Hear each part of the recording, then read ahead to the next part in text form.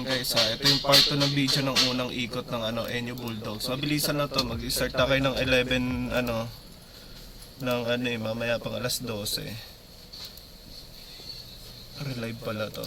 Wait lang guys ha. Dito tayo sa una. So NU Bulldogs. Ayaw ko sabihin threat. Mataas yung moral ng team. Yan din yung sabi ko. Yun din yung sabi ko sa iyo Carl. Diba sa PM. Sabi ko sa iyo. Parang kailan lang gusto mo na malala sa collegiate. Sabi mo ng personal na nakita kitang kausap. Last chance mo na to guys.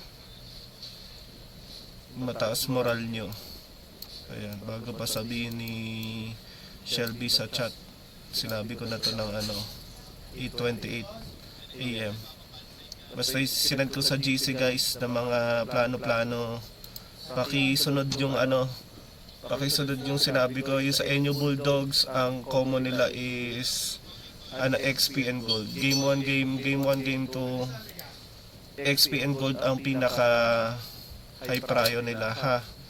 Bago ko i-play yung susunod na laro, eto guys. Ha, XP and Gold ang prio pick ng NU Bulldogs. Pag nag-iba, okay libas this. Kung sundin nyo lang kung ano nangyari sa drop, huwag kayo mag-overthink ha. Ito sa akin, yung sinabi ko sa inyo, pag Predrin, mga ganito, player yan ng Adamson University. Pag ganito, Predrin, guys, huwag tayo mag-overthink. Pucha, mag-focus tayo dito sa drop nyo. Matatalino kayo guys. Pag high prio yung mga MPL Pro ng mga Claude, yung mga, diba, dati Granger, ngayon Claude ang meta ngayon. Kasi puro team fight drop ang nangyayari. So usually, high prio dapat ang Claude sa drop. Kung in case kunin to ng NU Bulldogs samaya, oy, may idea na kami. Sinabihan kami ni coach. Diba, hindi naman kami tanga na na player, diba, nakaabot nga kayo ng no need ng coach, diba. Di kayo mababa moral. Intindihin niyo yung possible drop ni Coach Ivan mamaya. For example, nagbaban sila ng Matilda, nagbaban sila ng Harit. Coach, baka siguro takot yan, hindi. No? Kasi itong first 1, 2, 3 ban sila, no? Sa game 1 kasi to, nasa left side yung NU Bulldogs. Sa game 2, 1, 2, 3, third ban is common nila Matilda and Harit. So in short, ano ba katangayan ng dalawa? Bukod sa ilang libo na yung matches nyo at marurunong na kayo maglaro. Okay? So malilikot sila. So gusto ni coach na pick up talaga. Gusto ni Coach Ivan na pang-pick up talaga. Yung sure na may mapipick up na may mahuhuli. Sa walang problema. Ito, may huli dito. Pumalya to, merong Arlot. Pumalya yung may sasalong dalawa. Pumalya yung Arlot, putya, meron na naman to. So pag naubos yung mga skill nito, kasi pag nag-ulti na to, inugat na lahat, ulti, di ba? Ito, pag nag-ulti, na-negate yung ulti na ito, wala na, bato-bato, nagiging poke to. Saan yung burst? Putya, saan yung burst? Saan yung burst nito? Outdrop yung mga siraulo. Yung outdrop to. Ito, good drop to. Yeah, di ba? Sa day 1, nakalusot yung balir. May game ng balir na nakalusot na okay yung drop. Kasi pasubsub ka laban. Nasaan nga yung damage? Wala. So iba naman kayo Hindi naman kayo si Adamson Hindi naman kayo si NU, hindi naman kayo. May sarili kayong branding. May sarili kayong team fight. Aggressive kayo. Meron kayong Benedetta, meron kayong Alice, meron kayong Freya, meron kayong pa yung mga hero. May Sora Gold, may Sora XP. Napapaikot nyo. May Kadi tayo sa tayo. Pucha, puro pick up. Malabang di tayo makasabay sa NU, makakasabay kayo. Ayaw lang nila nito pag umulit ng drop na to, yan, at least idea na kayo. Ayaw lang nila Predrin para hindi ma-burst. No? Para hindi siya madali ma-burst yung Predrin sa third 30 hanggang first Lord. Kasi pag nakahuli yung Salina, yan yung i-anticipate lang natin. Huwag kayo mag-overthink sa Glue, sa Leslie, sa Paquito, di ba top picks to ngayon ng PCC. Tsaka ng NU. Pambition lang yan. Pakakat. Kasi nga, ang pry ni Estacio makastock sa green. Kailangan high grounds lagi yung mga XP.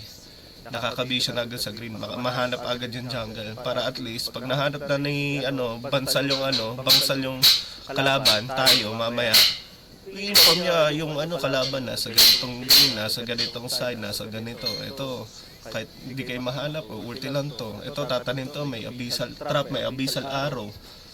Intindihin niyo yung mga sinasabi ko dito, ha? Basta huwag kayo mag-overthink kasi yung Claude, yun talaga yun. Counter yun talaga. Play natin to. Bagal guys. Mabilisan lang to, parang game review. Hindi niyo ako kasama sa bootcamp. Appreciated ko effort nyo na sariling sikap niya yan. Nasaan yung bigyan ko kayo ng access. Sure. Nasaan yung may anyone with the link. Done. Guys, send ko na sa GC ha. Yung board review open ng PC kay Carl. So yun na lang yung unang ikot ng NU Bulldogs. Guys, wait lang ha. Nagre-record pa ako ng desktop ko dito. Nagre-record pa akong bagal ng live eh. Tanggalin ko nga muna tong YouTube ko. Bagal eh. Wait lang guys ha. Dapat kagabi to ni-record eh. Bagal kasi ng internet ko kahapon. Fast forward nyo na lang to.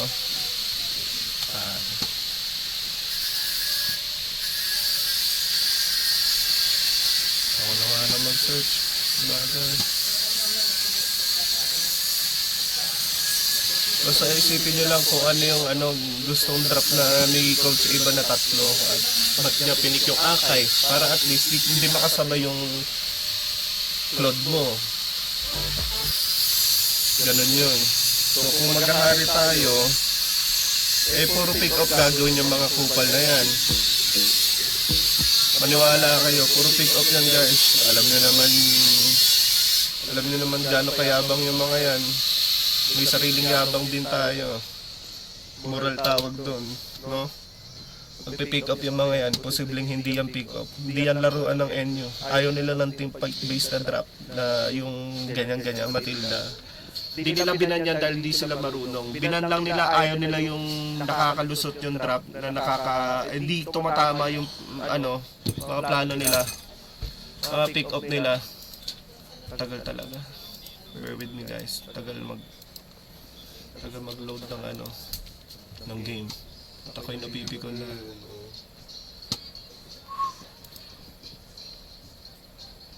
Grabe.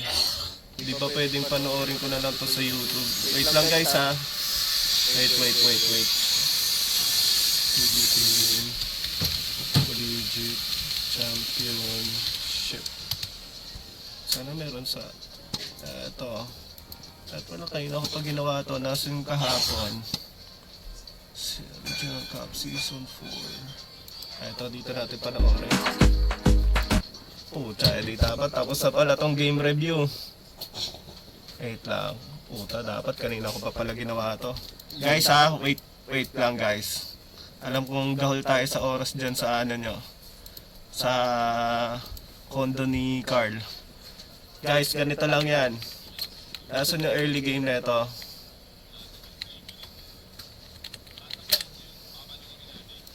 Guys, walang sound Again, mabilis na fast forward na review lang to para makatulong. Pagyan natin sa 1.5. Di ba kanina nag-blue, tapos sumausaw level 2, Akay, pumunta sa red. Pagtapos ng red, eto lang, vision lang, buntot, parang Tom and Jerry. Aso't pusa. Yung head lagi, high ground lagi itong mga to, high ground. Yung buntot ng ikot ng rotation lagi. Lagi mini-mirror lang ni Akay kung saan nanggagaling yung Selena. Kasi ito, dagdag vision lang yan. Iniipit lang ni Herrero yung gold. So, wag alam kong resilient or tahimik na tao si Longgalong as a gold din natin sa PUP. Which is good. At least nakapag-focus sa ginagawa niya. Huwag kayo mag-stutter or out of focus, guys, ha? Kasi itong gagawin yung ginagawa nila estasyo dito sa estasyo or ng jungle nila, laging ganyan lang ikot niyan. Tingnan nyo, sa early game, nasa baba, hindi na tinuloy yung double green. Nakapag-double din yung Leslie. Kasi kanina nga, di ba, inipit na yung Claude. Kasi, taga mo, yung Claude na kaya mag-double lane, usually pag Claude na bigay turtle, si Longgalong, yun na lang yung decision niya, magpe-plate siya, kukuha siya ng yellow, di ba, kukuha ng green, total naman magre-reset, hindi naman kailangan ng jungle natin ng green yun, kasi lahat nasa turtle, kung bigay turtle. Mangyari, ito gagawin nila, ipit sa XP, kasi imagine mo, ilang CD cooldown yung heavy spin, or hurricane dance ng Akai. 30. Pag sa Lapu-Lapu, 25 to 20 late game. Kasi may mga cooldown na item yung Lapu-Lapu. Pero pag ganito, kino-compare ko lang yung cooldown reduction ng mga lineup na meron sila. Kasi Abyssal Arrow. Pucha, unlimited Abyssal Trap and Arrow yan. Tapos yung glue, ginagamit din natin yan. Ginagamit ni Koharu. Noon. Pero ngayon, Benedetta. Highest respected pick ni Koharu yan. Alice, tsaka yung ibang XP, di ba? Walang idea yung iba sa XP ni Koharu. Ang alam nila, Benedetta lang yung bread and butter ng lineup natin, no? So ngayon, focus kayo sa drop, na ang drop is aggressive na roam, aggressive na mid. Kasi kunwari, ito, di ba, pagtapos na ng makakuha ng pick up dito sa mid lane, pagkakuha ng pick up na ito, kasi mga susound lang aurada ina-aura nila, tingnan mo, dinideny nila si Granzo. Bakit? Pucha, alam na ng coach at player, pucha, stun lang gagawin yan. Pag na-stun, wala na. Guys, wala nang gagawin yan, ganyan, kasi mag-heal lang yan, lalatag lang yan, o revitalize lang yan. Kung mag-pick tayo ng plane na nasasakal na iipit na susuffocate yung kalaban. Aurado sila. Ngayon, instead na mag-react sila, coach, paano namin masusolusyonan yung ganyan? Na pino 4-5 kami lagi sa pino 4-5 kami lagi sa turtle or objective, 'di ba? Ang solusyon natin diyan, sabayan niyo sa drop na ganyan. Mirror lang gagawin natin, Rom. No, pero usually ang downside ng pagmi-mirror lagi sa kalaban, yung likuran ng mini-mirror natin na ikot ng kalaban, sino yung nawawala? Nawawala kasi jungle, nakikita niyo lang lagi si Blue, nakikita niyo lang lagi si Lina, pag ganyan, out na. Ilang beses ginawa yung Dalaw Gold bago objective. Laging gold nakikita nyo heat map. Yung mga footprints na nakikita nyo sa MPL, heat map tawag doon. Lagi lang nasa taas. Ngayon magta-turtle, anong napansin nyo sa Selena? Ito, laging nasa M2, RBM, no? RBM, LBM, M1, M2, nasa M2 lang lagi. Ito, walang pakialam naman yan si Estacio. Pag naka-utility, hindi yan mag-invade. Para may idea lang si paring Brian, tsaka si jungle natin. No, tsaka si Soli. O dito, binigyan na agad si Pakulan. Ito, turtle. Tapos na, bisyonan nyo dito. Second turtle, bisyonan nyo dito. Kasi wala na si Estacio. Pag utility, mabagal yan si Estacio. Pag assassin yan, laging gold dalaw niyan. Gold or XP. Babaugin na ni Estacio yung XP ko kaya gold. Pansin nyo, sumasabay yung Adamson.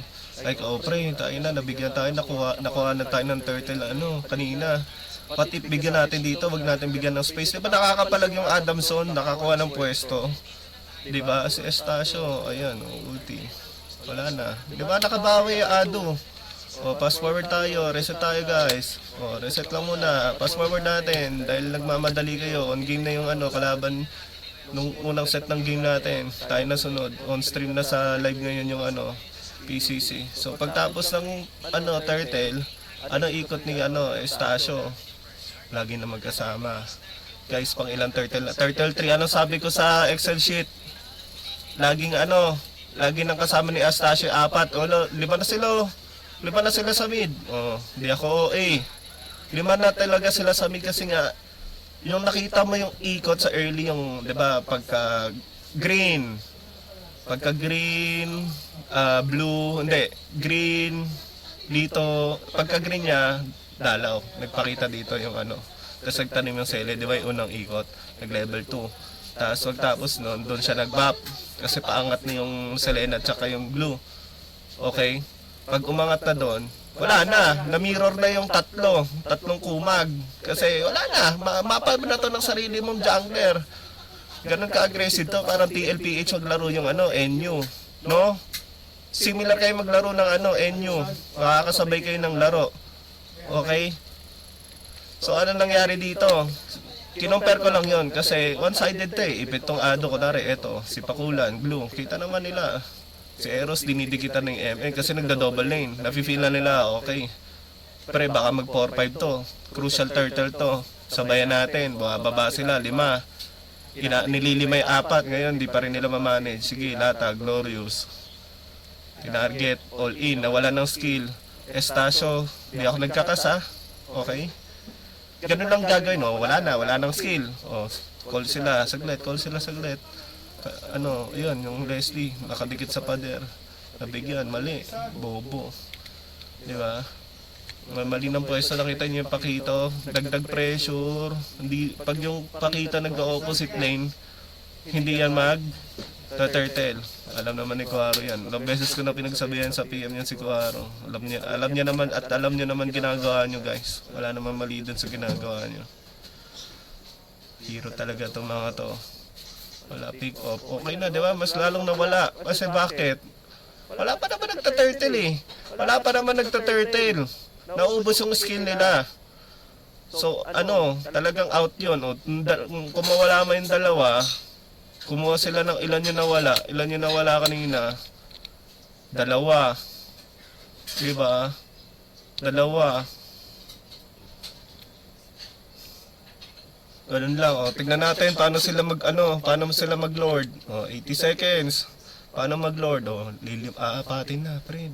Lord, hindi na natin kaya siguro yung ano. NU, nagpaplano yung Ado na chansin mo si Eros na nag-open ng bush instead si Granzo. Si Granzo kasi, pag si Granzo nag-open ng bush as a roamer, bibigyan. Kasi, pag ginamit na yung high loss yung stun, wala na. Audible ba ako? Rinig ba ako dyan, bro? Unmute ka nga dyan. Rinig ba ako sa Discord? Okay, audible. So, yan. Okay guys, may sinit-in lang ako guys, hindi yan taga-NU. Partnership namin yan sa isa kong team para may matutunan sa akin. So yun, ang kadalasan kasi ginagawa ng mga pro, ay pucha, parang hirap kami. Yung iba kasi, di ba, nagiging neutral or nagiging passive yung laro ng gold lane kasi, ipit na eh. Pag ganitong play, may napapansin kayong mga professional team, di ba, sa MPL lang ganito, ipit na. Hindi sila mag-unnecessary team fight, talagang alalay lang. Hanggat may na-open na bush guys, alalayan kayo. Tig-isang bush kayo lagi ng XP tsaka ROM. Pero magkakadikit kayo, align. Ayan magkakasama lagi. Alalay. Huwag kayong manghinayang, mga ganitong turtle, bigay nyo. Pero yung ginagawa nila, Estacio, kunwari, ito si Pakulan. Ano ba hero niya? Glue. Hindi nagpapakita glue. Pag di nagpapakita glue, threat yun. So kailangan, kalma, magbilang lagi. Yung moral mo, Carl. Pakisuyuan mo lagi kasama mo. Magbilang. Bilang lang. Turtle, nasaan si Akay? Magpapakita. Okay, nagpakita. So, common sense, pre, 4 dito sa taas. Yung Akay nandito. So, pag si Akay ang malayo, walang full team fight na mangyari. Pag ito yung tatlo, nagsama-sama, Glue, Selena, tsaka Pakito, single target pick up mangyari. So, okay lang mauubos ang skill nyo. So, tama decision ng Adamson na na wag muna mag-commit, full commit ng skill. Mabilisan na. Alam ko magdi-discussion pa kayo dyan on game. Wait lang, 1.5 natin guys. So, ito. Ayun, nasa taas. So, wala naman nag-go sa Lord. Hinatak. Automatically, alam nila na may Akay doon. So, wala naman maglo-Lord. Matik yan. Pinahatak, edi automatic jungle yung may laman doon sa bush. Alam nila. So ganito ang gagawin ng Adamson. So ilang beses nang ginawa to, yung Selena nandito lagi, tapos yung Glow dumidikit dito sa Lord. Yan yung laruan ni Pakulan.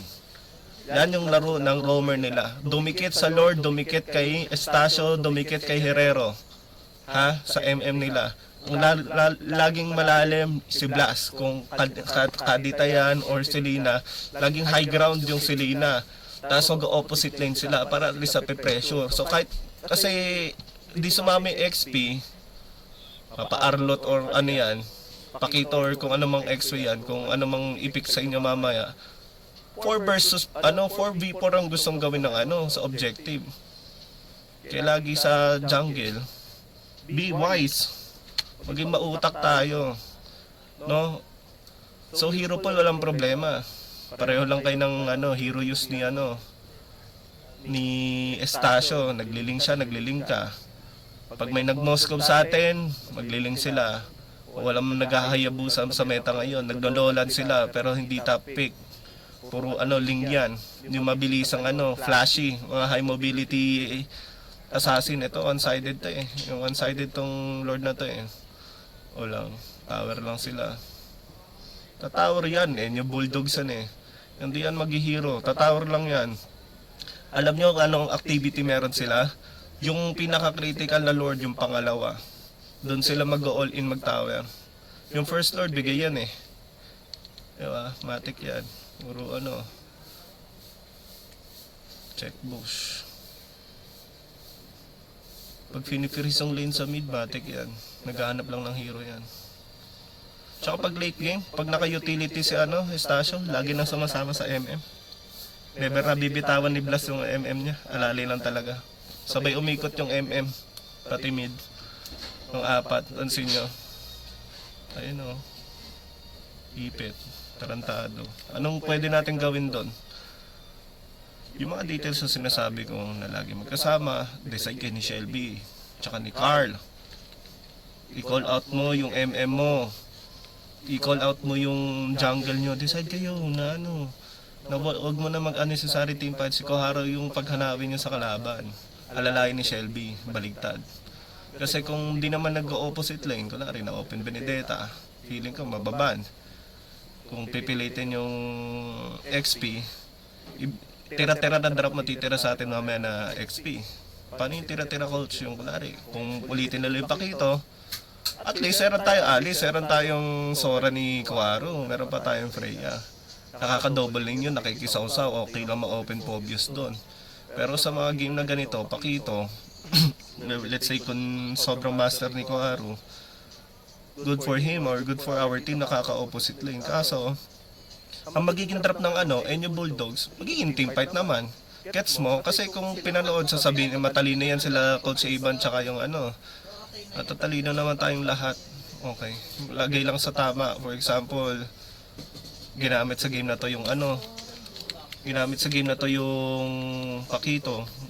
Siyempre, ibahin na nila yung strategy nila this game. Kasi, expose yung trap. Mag-iiba. Pag ganito, di ba, nag-all in na nga. Sabi ko sa inyo, nag-all in to. Pag yung Lord pumasok, mag-all in yan. Pagtaos ng Lord. So, out na. Pwede nyo biglain yung kalaban niya. Ito yung sinasabi ko sa Excel sheet. Pag nag-blazing duet yung yung Claude, mag-ulti lang yung Akai. Okay, tapos ang glue, dikit lang dikit lang sa Selena. Walang mabibigay. Okay, mag-overthink. Bigyan nyo lang ng kaya nyong bigyan. Reset kayo lagi. Ayan na. So ito na, one-sided. Itemization. Wala naman anti-heal. Nagbabuy and sell ng puro kunat sila. Mas malaki HP. Pag Akai jungle, mas malaki HP niya. Decide kayo ibang targetin niyo. Yung kayang bigyan ito, ang baba ng HP niya ito. Kahit HP based on glowing one tsaka curse helmet. Madali lang bigyan yan, walang ka-armor. Pwede ma-burst yan. Kung magja-jungle naman tayo na pure damage talaga yung mga funny, mga physical damage talaga, assassin, high burst na assassin. Pero kapag mga YSS, iwas tayo YSS, jungle YSS na yung gold pwede pa, pero pag jungle talagang full burst damage kunin nyo sa drop mamaya. Kasi nanlilima eh. Sayang yung sayang hero natin mamaya kung tawag dito is hindi nyo pe-persay na hindi nyo pe-persay na na mag full damage. Kasi sayang eh. Kung DPS ng jungle, makakakuha tayo ng turn. Pagdating ng late game, pag nililima na, yung DPS na YSS o yung mga DPS o pang basic attack na na jungle. Sayang, doon ka lang sa skill base sa jungle. Ha? Okay, kisuyo na lang ako, Soli. Tulungan kayo ni Carl. Nagda-drop naman kayo lahat. Nagpa-participate. Kahit activity nila sa Lord Dance, automatically, nasan yung si Lina? Nasan yung Pakito, lagi nasa opposite lane. Kaya dapat, ang mga opposite lane na, dapat sa draft na gagawin natin, guys, yung yung draft na gagawin natin sa kanila is mga pang asan yung Lord napindot ko, yung mga draft na anihin natin sa kanila na XP, yung di ko makatling, kunwari Arlot. Di ba ang pangit ng Arlot ng nasa opposite side nagkakat. Ang Arlot nakakatakot sa objective pag kasama, di ba? Lagi na open yung boost lahat. For example, ito, Lord Dance. Dito na galing yung Pakito. Grabe yun, iniipit lang ng Pakito. Kung magkoklod tayo, ba't kayo Pakito? Decide kayo. Kung hindi, ayan, ban nyo, mga Gwyn, mga Beleric. Kasi kung ban Beleric, pucha, magaglo sila na lang naman to mga to. Wala. Tapos magkoklod na naman yung NU. Gaya nga nasabi ko ng game to na analysis, di ba? Sila naman yung kubabidag ng Claude, na open yung Fred Drain. Kasi pag picking Claude ng first pick sa mga MPL, first 3 picks, or second pick na Claude, lusaw talaga yung Fred Drain. Wala, ito, normal na to. Wala na akong dapat i-explain dyan. Endable to. So yun, kailangan nyo malaman na paano sila umikot ng early. Intindihin nyo yung laro nila. Binubulag kayo sa mapa. Mirroring lang ginagawa ng kalaban nyo. Kasi pagdating ng objective, ang kailangan nyo anticipate yung word na opposite lane. Kasi pag nag-opposite, mag-hero. Magbilang na magbilang na magbilang na magbilang.